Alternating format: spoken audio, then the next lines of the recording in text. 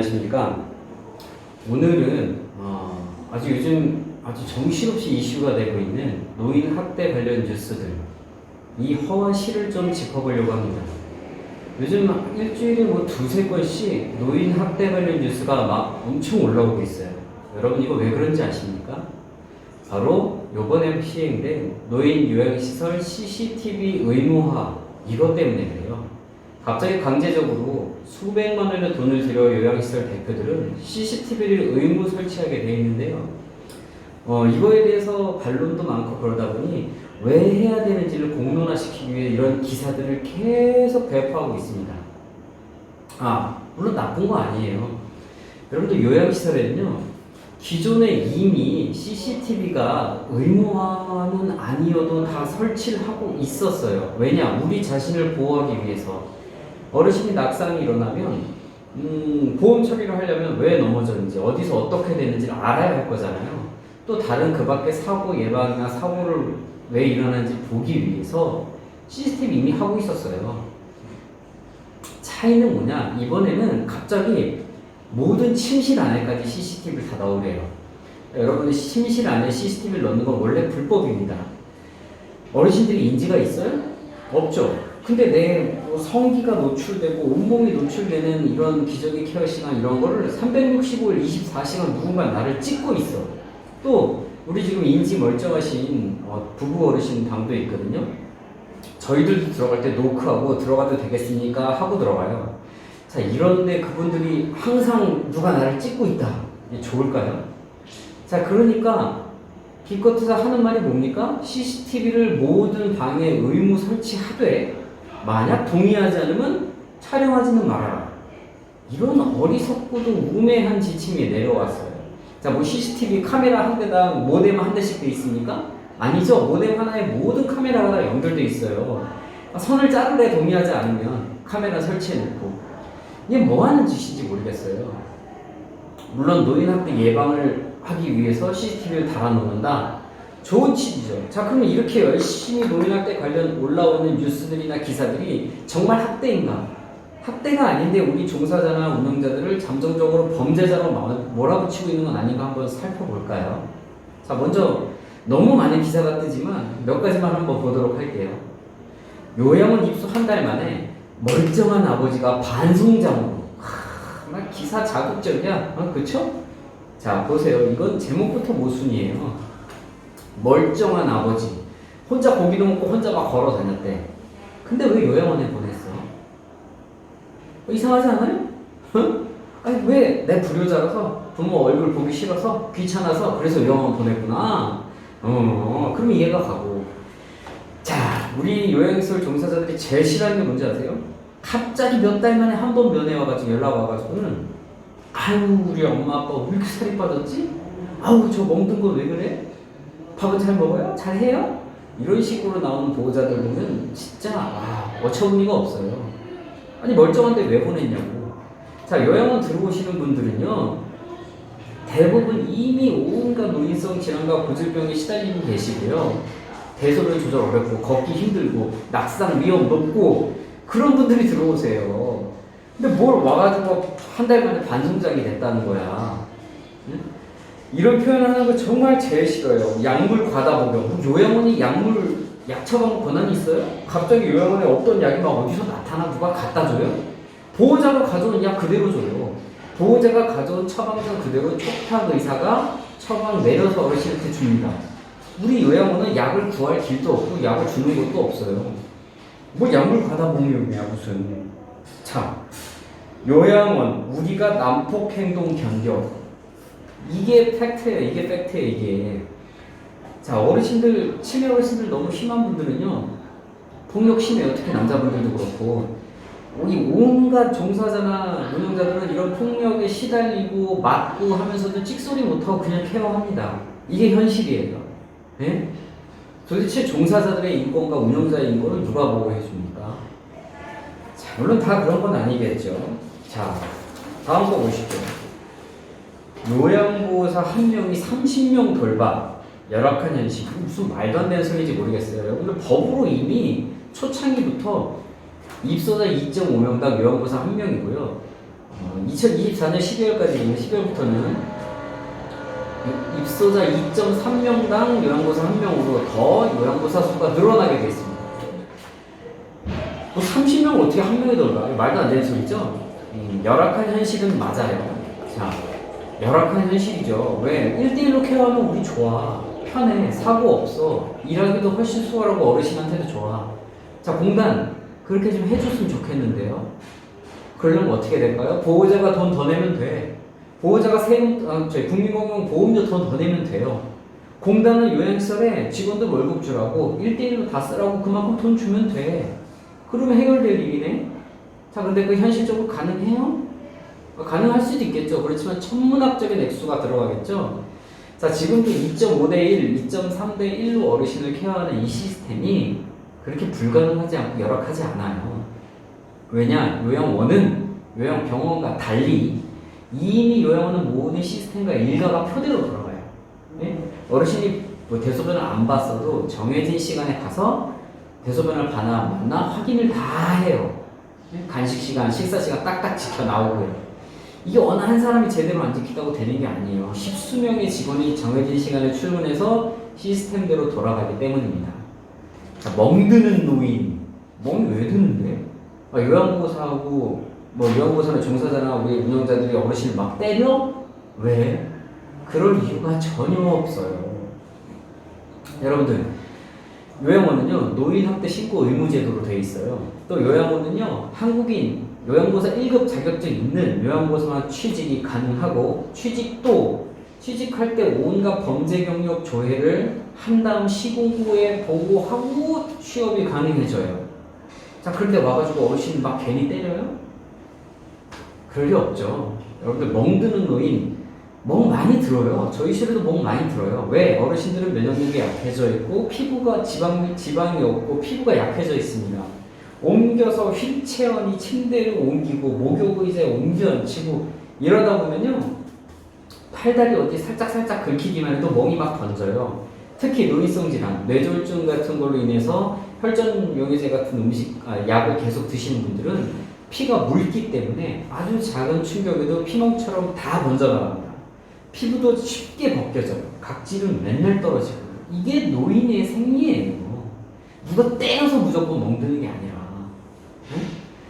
자, 대신에 이런 게 학대로 의심받지 않으려면 어떤 이런 멍이 들거나 피부가 까지거나 피가 나거나 이런 걸 사소하게 넘어가지 말고 요양보호사 간호팀 시설 운영자는 즉각 사진 같은 걸 보호자한테 전송해서 어찌어찌 하다가 이런 일이 생겼습니다. 또 아니면 어떤 피부 면역력을 위해서 청포참 같은 어떤 질병이 생겼습니다. 등등 바로 보고를 하고 촉탁이한테 얘기해서 필요한 약을 타거나 간호팀이 소독을 하거나 이런 문제가 안 돼요. 근데 그걸 그냥 방치해뒀다가 별거 아닌데 뭐 이랬다가 면회 오거나 외출 나가서 보호자가 이거 왜 이래? 나 들은 바 없는데 이거 왜 이래? 이러면 이제 좀 오해도 생기고 문제가 되는 거예요. 대처를 어떻게 하느냐에 따라의 문제지 이게 기사만 보면 맨날 요양원들이 무슨 어르신들 갖다 놓고 패는 것 같아. 아주 자극적이야. 마음에 안 들죠. 자, 가림막 없이 치매노인 기저귀감 보호사 법원 성적 학대. 이 요양보호사가 100만 원의 벌금 처분 나왔습니다. 이 부분은요 치매노인뿐 아니라 어떤 노인이든 치부를 몸을 드러내고 환부를 드러내고 또 성기가 드러나고 이런 부분에 있어서는 같은 방에 어르신이 물론 쳐다보진 않아. 관심 1도 없어. 그렇지만 일일이 이동식 커튼을 끌고 다니며 가려가면서 기저귀 케어하고 다음 또 이동하고 이러는 게 원래 맞습니다. 그렇게 해야만 해요. 인격 존중이죠. 네. 네, 사실 선생님들이 기저귀 카트 끌려 그 커다란 이동 커튼 끌고 다니면 이게 잘 안 되는 거야. 그리고 깜빡하기도 하고 귀찮아서 일부러 안 하는 사람들도 있고. 하지만 이건 지속적으로 시설 운영자가 계속 요양보호사한테 교육을 하고 잔소리를 해서 기저귀 케어하실 때 꼭 이동 커튼으로 어르신 몸을 가리고 하시는 게 맞습니다. 라고 가리키면 됩니다. 자, 이런 건 정말 잘못이 맞아요. 자, 다음 또 보실까요? 자, 이번에 보세요. 요양병원입니다. 환자 항문에 위생패드 넣은 간병인 구속기소. 이거 얼마 전에 엄청 이슈됐죠? 환자가 요양병원에 입원한 환자가 대변을 자주 본다고 이거를 기저귀 패드를 조각조각 잘라서 4조각 이상 항문에 쑤셔 넣은 거예요. 장폐색이 돼서 돌아가실 뻔했죠. 이 자식은 이거 사형시켜야지 이거. 무기징역이나. 이게 진정한 학대죠. 근데 여기서 제가 꼭 짚고 넘어가고 싶은 게 있어요. 저는 요양원 운영하기 전에 대학병원에서 9년 동안 재활치료사를 했습니다. 당연히 병원의 생리를 너무 잘 알겠죠. 병원에서 있는 간병인은 대부분 조선족, 자격증도 없고 우리나라 국적도 아니며 특별한 전문교육도 받지 않은 프리랜서예요. 병원의 직원도 아니에요. 요양원은 반드시 한국인 요양보사 1급 자격증 있는 사람만 취직할 수 있습니다. 자, 퀄리티가 매우 다르죠. 자, 내가 인종 차별하는 건 아닙니다, 여러분. 조선족이라고 다 나쁘다. 조선족이라는 표현 자체도 거부감 들어요. 그렇지만 우리나라 인식이 어때요? 이분들은요, 6개월 이렇게 일하다가 돈 좀 월급 받아서 중국으로 들어가요. 그럼 다시 나와요. 무슨 일을 저지르고 갈지 몰라. 자, 이런 일 많아요. 요양병원에서 이 조선족 간병인들이 어르신 굉장히 거칠게 일하는 거 많아요. 정말 많아요. 저희 아버지도 요양병원, 저희 어머니도 요양병원에 각각 뇌졸중과 투석으로 인해서 오랫동안 계셨었는데요. 다들 이 간병인들 장난 아니라고 너무 힘들다고 그랬었어요. 자, 여기서 중요한 거. 그런데 요양병원 CCTV 달아야 안 달아요? 안 달아요. 의무화 시켜요? 안 시켜요. 왜? 의사 파워가 세니까. 수술실에 CCTV 없듯이. 그러면서 우리 요양원들만 쥐잡듯이 잡아요. 훨씬 퀄리티 높고 훨씬 자격을 갖추고 훨씬 열심히 잘하고 있는 이 시설들 종사자와 운영자를 범죄자로 만들기 위해서 그러고 있습니다. 정말 필요한 곳에는 의무화 시키지도 못하면서 찍소리도 못하면서 말이에요. 예? 문제 있죠, 여러분? 정말 문제 많습니다, 이 나라. 자, 다음 거 좀 보시죠. 치매 장애인 주요 부위 봉지로 꽁꽁. 요양원 관계자들 검찰에 송치됐죠. 자, 이게 뭐냐면요, 남자 어르신들 성기에 비닐봉지를 싸맸다는 거예요. 이걸 기스모라고 하는데요. 이거는 학대라 할 수 없습니다. 자, 왜 그런지는 제가 직접 실습을 통해서 보여드릴게요. 그리고 여러분들 쇼핑몰 검색창 이런 데다 기스모라고만 한글로 쳐도요, 기스모를 하는데 필요한 제품들이 버젓이 판매되고 있어요. 자, 남자 어르신들 성기가 소변이 너무 많을 때 일반 기저귀를 덮어놓으면은 일반 기저귀 바깥으로 성기가 삐져나와 소변이 넘치거나 아니면 기저귀에 성기가 그대로 짓무르거나 하는 일이 많아요.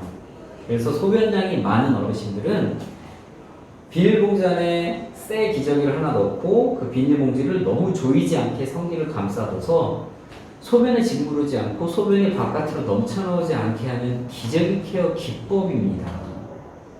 여러분, 그럼 이런 기스모 같은 거 인터넷에 버젓이 팔고 있는 사람들 이거 다 범죄자네?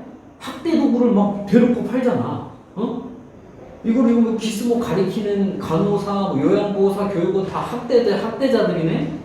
다 잡아가 보시지 어디 한번.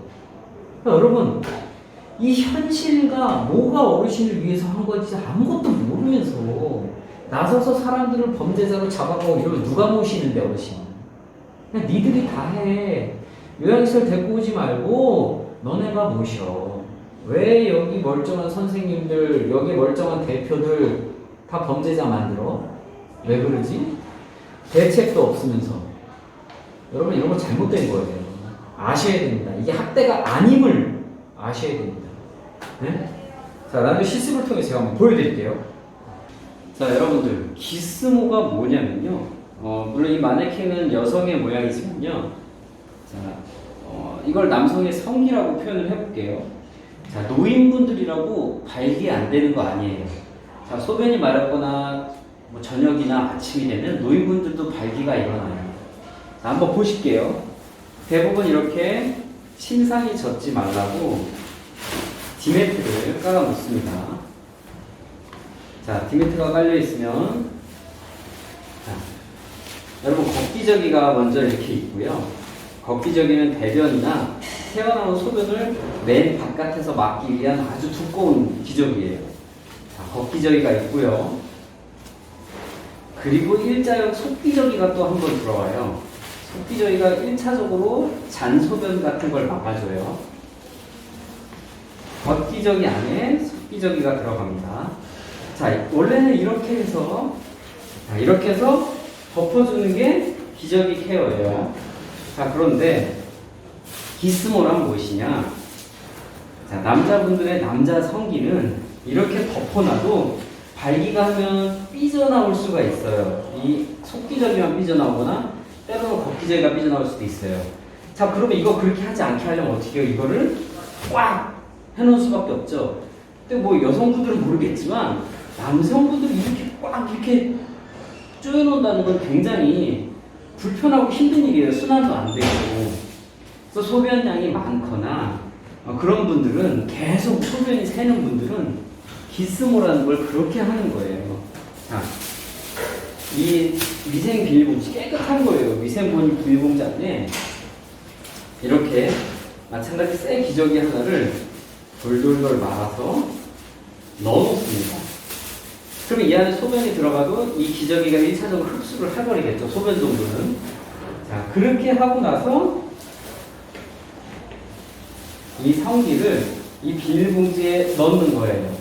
그리고 꽉 조이는 게 아니라 꽉 조이지 않게 느슨할 정도로 해서 묶는 거예요. 이렇게.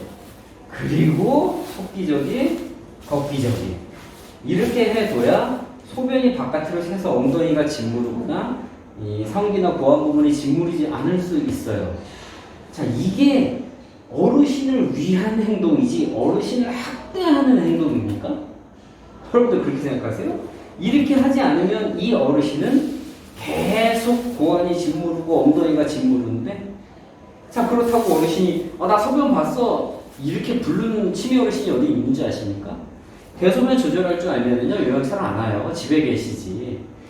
대소변 조절이 안 되니까 오시는 분이고 소변 양 조절도 안 되시는데 어르신을 가장 위생적인 케어를 하는데 이걸 학대라고 하니, 그리고 이런 물품은 이미 버젓이 모든 쇼핑몰 같은데 검색만 해도 다 나오는데 그걸 다 학대용품이라고 할 겁니까? 예? 자, 여러분, 모든 남자 어르신이 이런 케어를 하는 건 아니지만 아까 말씀드린 대로 이런 케어가 필요한 어르신이 있어요. 이걸 학대라고 규정할 거라면 이 방법이 아니고도 할 수 있는 방법을 제시하세요. 어떤 특별한 도구를 개발해 내세요. 네? 그러면 되잖아요. 그러지도 않고 무조건 다 우리 요양보호 선생님들을 학대잖아요. 잘못된 거죠. 네. 자, 여러분 보십시오. 이번에는 피부 벗겨지도록 팔비튼 요양원, 숨진노인 경찰 불러달라 호소했다.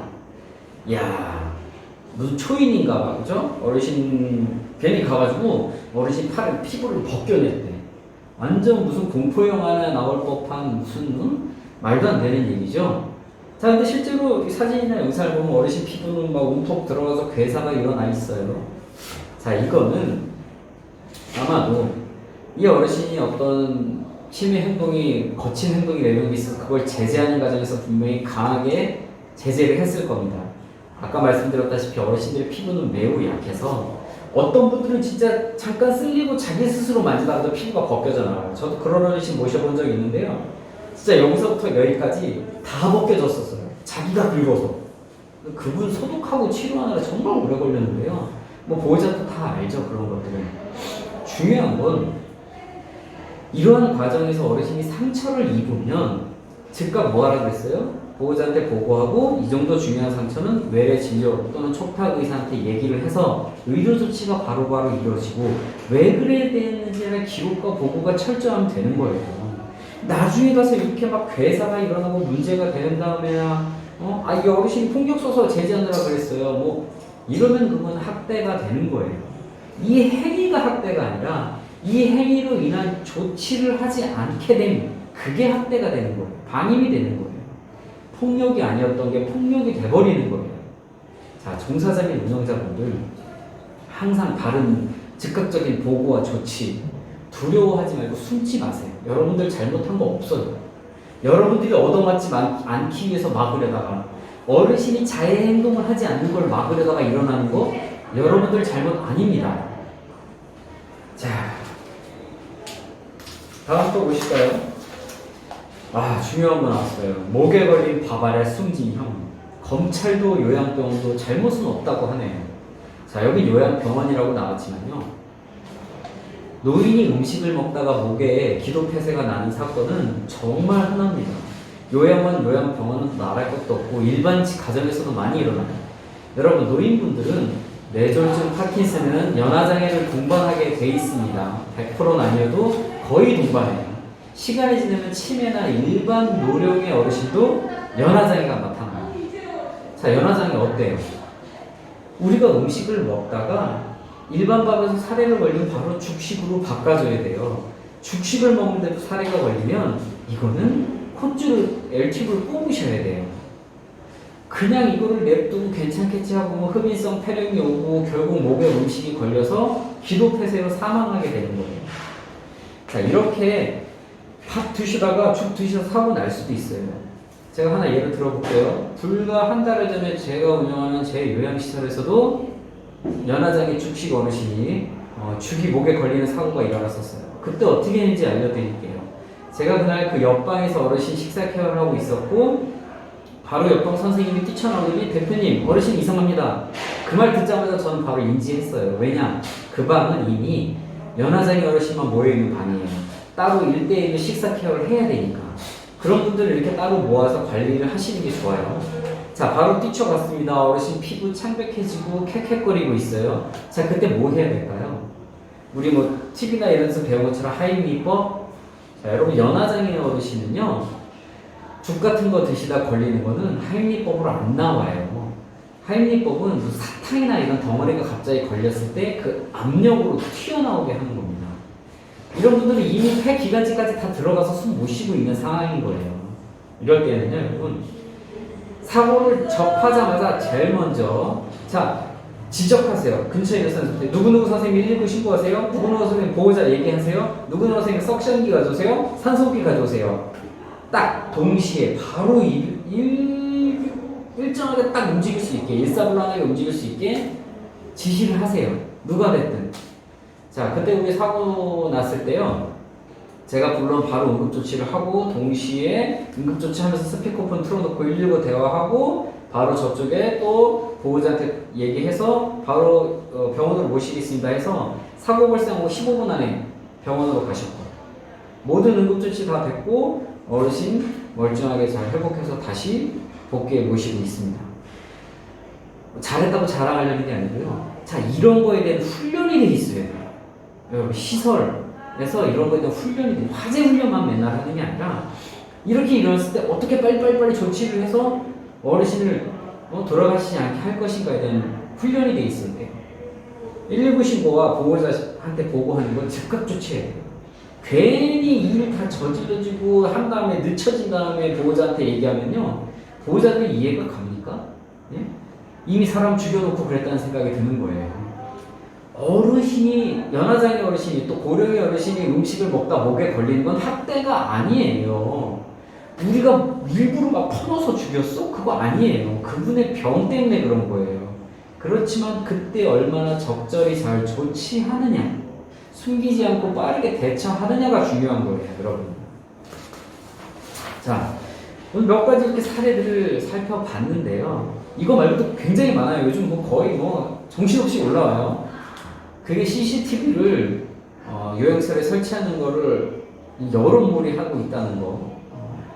CCTV를 설치하는 게 나쁜 게 아니라 정말 설치해야 될 곳은 찍소리도 못하고 있으면서 요양시설만 잡고 있는 이 현실이 매우 잘못됐다는 거. 제가 단언컨대 이런 식으로 시설 종사자 및 운영자들 범죄자 취급하고 범죄자 만들어 버릇하면요 얼마 안 더 파업해요.